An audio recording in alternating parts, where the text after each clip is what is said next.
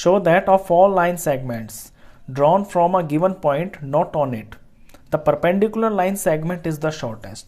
आपको ये शो करना है कि कोई आपको लाइन दी हुई है, मान लीजिए लाइन L दे रखी है, और कोई पॉइंट है यहाँ पे जो इस लाइन L के ऊपर नहीं है, मैंने इसको P मान लिया। तो इस P से जब आप इसके ऊपर लाइन सेगमेंट्स बनाएंगे ना, तो जो परपेंडिकुलर होगी वही लेंथ में सबसे कम होगी। देखिए मैंने बहुत सारे लाइन सेगमेंट्स बना दी ना, मैंने बना दिया PM, PS, PT, PQ, PL। इन सब लाइन सेगमेंट्स के अंदर जो PM है इसकी लेंथ सबसे कम होगी, ये आपको शो करना है। तो क्वेश्चन को करने से पहले सबसे पहले आप लैंग्वेज में ऐसे लिखेंगे कि आपने किसको क्या लिया है। तो let P be any point, let P be any point not lying on a line L। मान लीजिए P कोई पॉइंट है जो लाइन पर नहीं लाई करता है। अब PM मैंने परपेंडिकुलर बनाया and PM is perpendicular to L। Figure के अंदर जो PM है ये परपेंडिकुलर है L पे। अच्छा, इसी के अंदर मैंने यहाँ पे बहुत सारे ये अलग लाइन सेगमेंट्स भी लिए, तो मैं L को ले लेता हूँ यहाँ पे।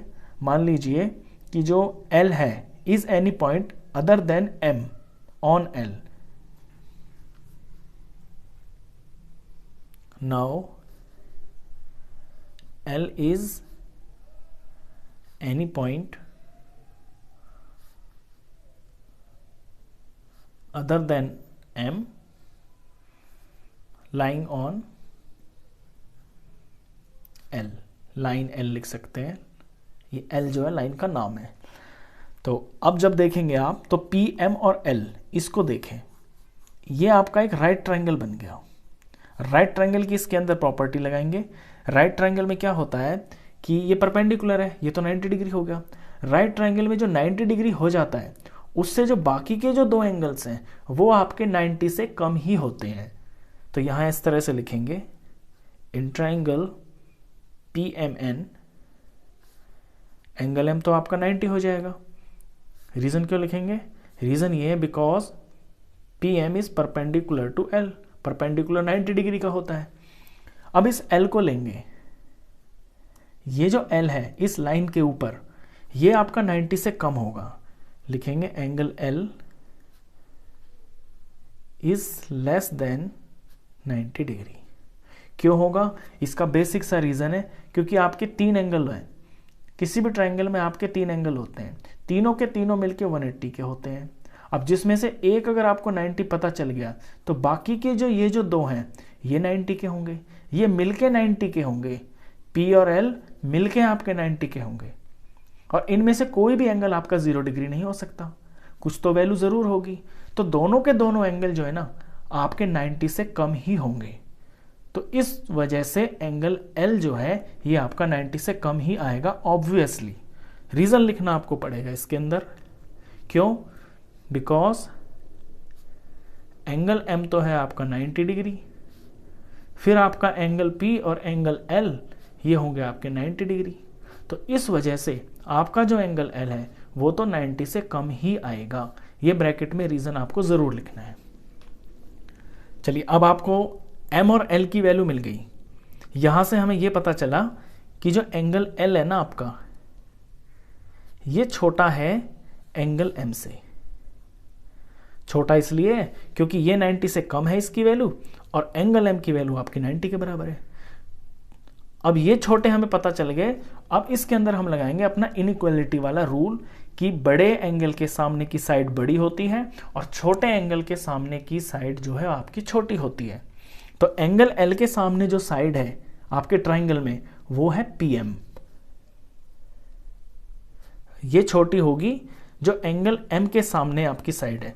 एंगल M के सामने साइड है आपकी PL, ये PL। इसमें रीजन जरूर लिखेंगे, ये लिखेंगे आप side opposite to larger, larger बोले या ग्रेटर बोले एक ही बात है, side opposite to greater angle is greater. बड़े एंगल के सामने की जो साइड होती है वो बड़ी होती है। बस रिजल्ट तो आ गया आपका। थोड़ा सा आप अब इसे कैसे लिखेंगे, देखिए पीएम छोटा प्रूफ हो गया पीएल से। अब जैसे पीएम आपका पीएल से छोटा प्रूफ हो गया, इसी तरह से अगर आप यहाँ पे लेट में जैसे मैंने यहाँ एल लिया था, अगर आप क्यू लेते तो आपका पीक्यू भी छोटा, पीक्यू भी जो है पीएम से बड़ा प्रूफ हो जाता। फिर अगर आप यहाँ पे एल की जगह एस लेते तो इस ट्राइंगल के अंदर आपका पीएम फिर से छोटा हो जाता।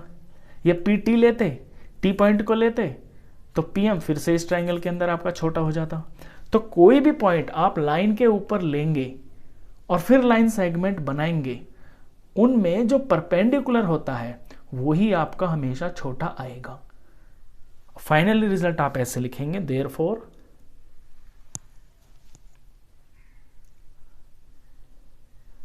Among all line segments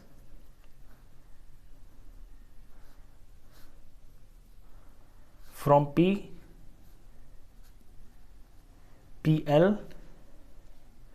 PM, perpendicular तो PM है ना, PM इज द शॉर्टेस्ट। यानी जो भी लाइन सेगमेंट आपकी इस लाइन के ऊपर बढ़ेगी, उनमें वही सबसे छोटी आएगी और हमेशा छोटी वही आएगी जो कि परपेंडिकुलर बनाएगी। तो ये क्वेश्चन आपका छोटा सा क्वेश्चन था और ये इंपॉर्टेंट क्वेश्चन था काफ़ी। तो आई होप आपको ये अच्छे से समझ में आया होगा।